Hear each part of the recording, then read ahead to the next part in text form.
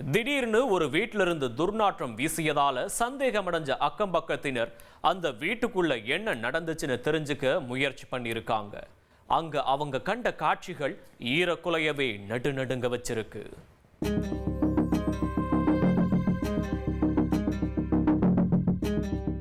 65 வயதான மணியம்மா வீட்டில் இருந்து கடுமையான துர்நாற்றம் வீசுறதா அக்கம் பக்கத்தில் வசிச்சவங்க உறவினர்களுக்கு தகவல் கொடுத்திருக்காங்க.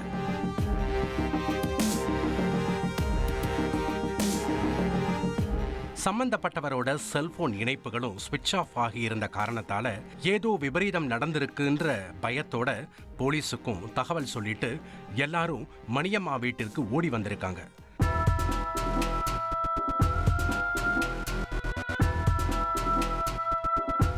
வாசற்கதவு பக்கத்துல கூட நெருங்க முடியாத அளவிற்கு துர்நாற்றம் வீசியிருக்கு. மாஸ்க் அணிந்த காவலர்கள் உள்ளே சென்று பார்த்தப்ப வீட்டோட ஹால்ல மணியம்மாவும் மற்றொரு ரூம்ல அவரோட மகள் ரேகாவும் அழுகிய நிலையில சடலமா கிடந்திருக்காங்க.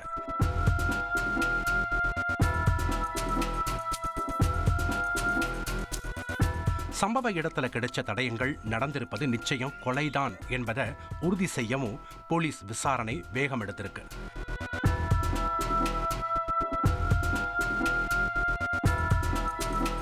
உறவினர்களும் அக்கம் பக்கத்துல வசிச்சவங்களும் தெரிவிச்ச ஒரே பெயர் பிரேம்குமார். கொலை செய்யப்பட்ட ரேகாவின் கணவர்தான் இந்த பிரேம். இவர் மீது ஏற்கனவே ஒரு கொலை வழக்கும் நிலுவையில இருந்திருக்கு. சில வருடங்களுக்கு முன்னாடி முதல் மனைவியை கொலை செஞ்ச பிரேம் அவரோட உடலை காட்டுப்பகுதியில தீ வச்சு கொளுத்தி இருக்கிறதும் கிரைம் ரெக்கார்ட்ஸ் மூலமா தெரிய வந்திருக்கு.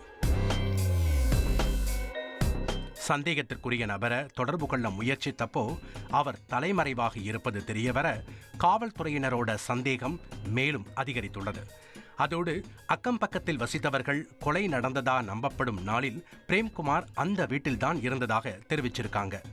சம்பவ இடத்துல காவல்துறையினரும் தடயவியல் நிபுணர்களும் மேற்கொண்ட ஆய்வுல கொலையாளி விட்டு சென்ற குறியீடான மெசேஜையும் கைப்பற்றி உள்ளனர். குறிப்பா ரேகா பணியிடத்துல அவர் ஆண் நண்பர்களோடு எடுத்துக்கொண்ட புகைப்படங்கள் அவர் அணிந்திருந்த ஆடையின் மீது ஒட்டப்பட்டிருந்துள்ளது. அதன் காரணமா மனைவியின் நடத்தை மீது சந்தேகப்பட்டு பிரேம்குமாருக்கும் ரேகாவுக்கும் குடும்ப சண்டை நடந்திருக்கலாம்.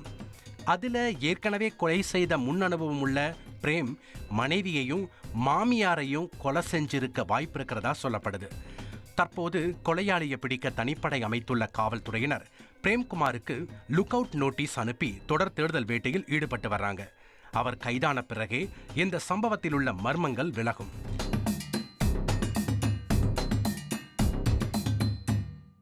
சப்ஸ்கிரைப் பண்ணுங்க.